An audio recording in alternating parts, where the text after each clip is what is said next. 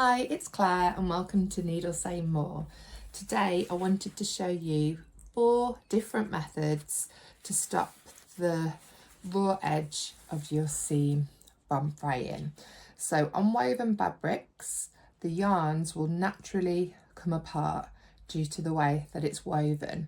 So there's different techniques you can use to stop this raw edge fraying like this. Let's get started.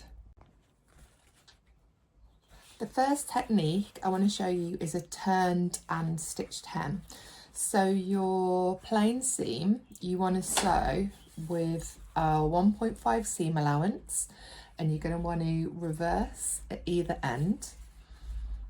Then you press it open, and then you're going to take the raw edges, press them towards the seam line and back on themselves like that to give you a folded edge. And you want to fold it so that the raw edges are all hidden behind the seam there. So from the outside it's a lovely seam, and then from here all the raw edges are underneath. So here's one I prepared earlier. So I've pressed my 1.5 centimetre seam allowance, then I've done a fold towards the seam line and then pressed it open. So we're going to do a line of top stitching down here, and that will keep the raw edges underneath and prevent wear and tear. Now the most important thing you need to remember when you're doing this, and this is a mistake students often make, is not to top stitch through both layers of fabric. So you're going to want to move your fabric to one side, and we're going to top stitch just along this edge. So use whichever line you feel comfortable lining up with on your machine. I like lining up with the little notch in the middle of my presser foot. So you're going to do about 2 or 3 stitches, reverse,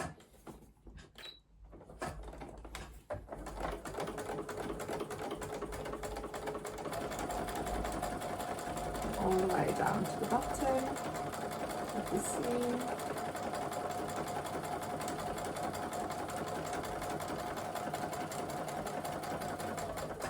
When we get to the bottom, I'm going to go ahead and reverse again.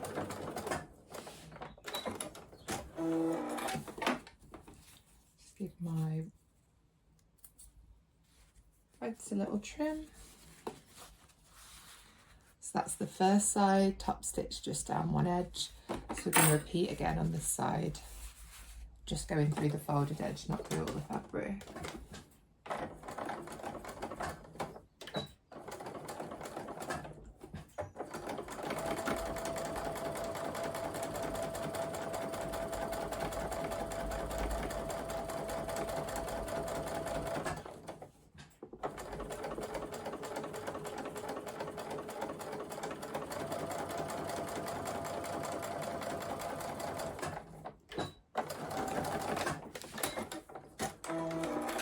Just have a quick thread tidy up. Okay, and there we have it, a turned and stitched seam. So I'd recommend, if you're doing this, to use matching thread and fabric, but for the purpose of this video I just wanted to show you in black and white for the contrast, and that's it from the right side. The next method I want to show you of neatening your raw edges is using pinking shears, and this is probably the easiest way to do it, because you're just using a pair of shears to cut a zigzag edge, and the zigzag edge goes across the warp and the weft threads and kind of intercepts them to stop these yarns coming away.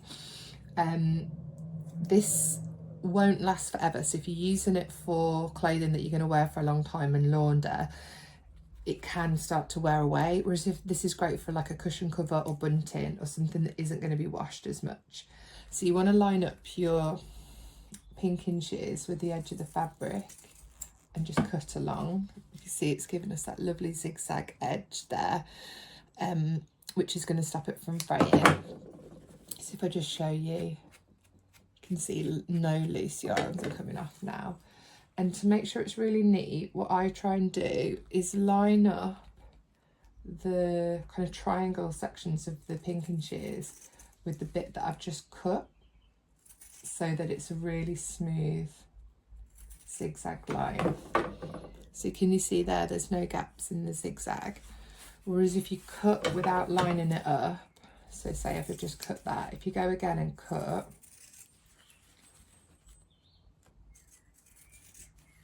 almost can't get my brain to do it. Do you see how that bit there isn't quite as neat because it's not an even zigzag? So if that does happen, you can just line your shears up with the zigzag and just go ahead and recut. So this is a pinking sheared plain seam, so you can see that pinking shear edge will stop the edge from fraying, and that's it from the right side. Probably the most common method of stopping your raw edges from fraying is to zigzag them. So nearly all machines will have a zigzag stitch. So mine is number 4. Let's turn it around a bit more so you can see. So number 4. And then when you're zigzagging, you want to go as close to the raw edge as possible. Again, you want to make sure you're just going through the seam allowance, not going through the main bit of the fabric.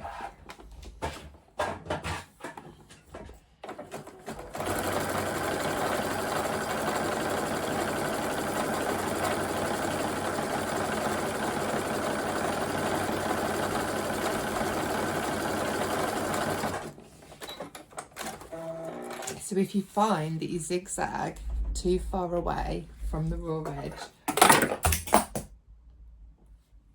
sorry about that, didn't realise my own strength sometimes, what you can do is you can trim the seam allowance down to that line of zigzag stitching.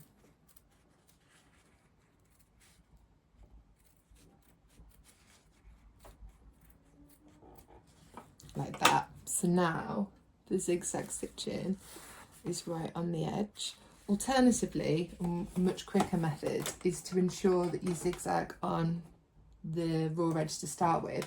So it's worth using your flywheel to make sure that you're right on the edge of your zigzag. So yeah, so just do a couple of turns to work out where the edge of your zigzag is and line that up with the raw edge of the fabric.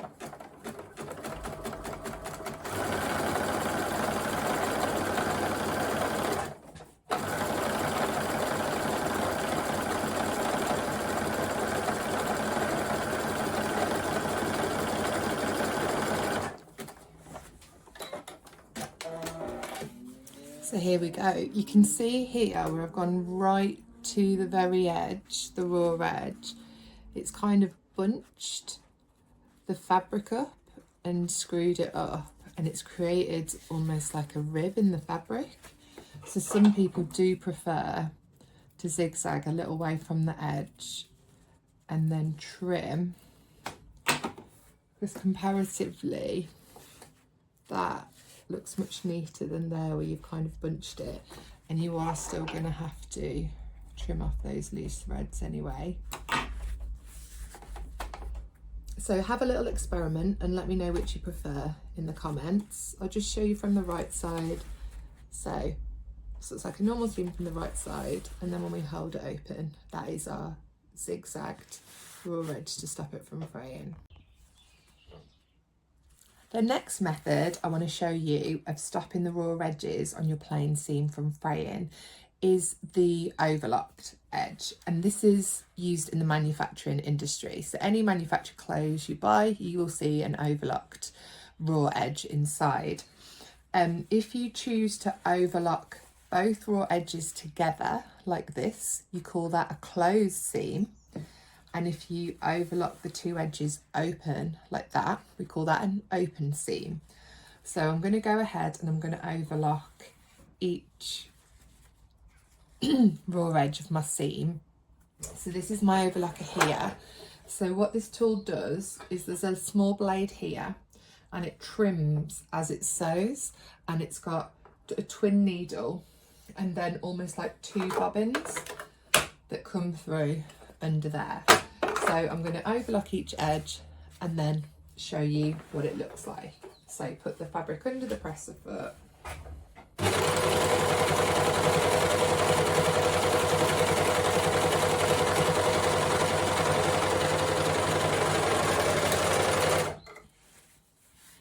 that's my first edge done. I'm going to go repeat on the opposite side.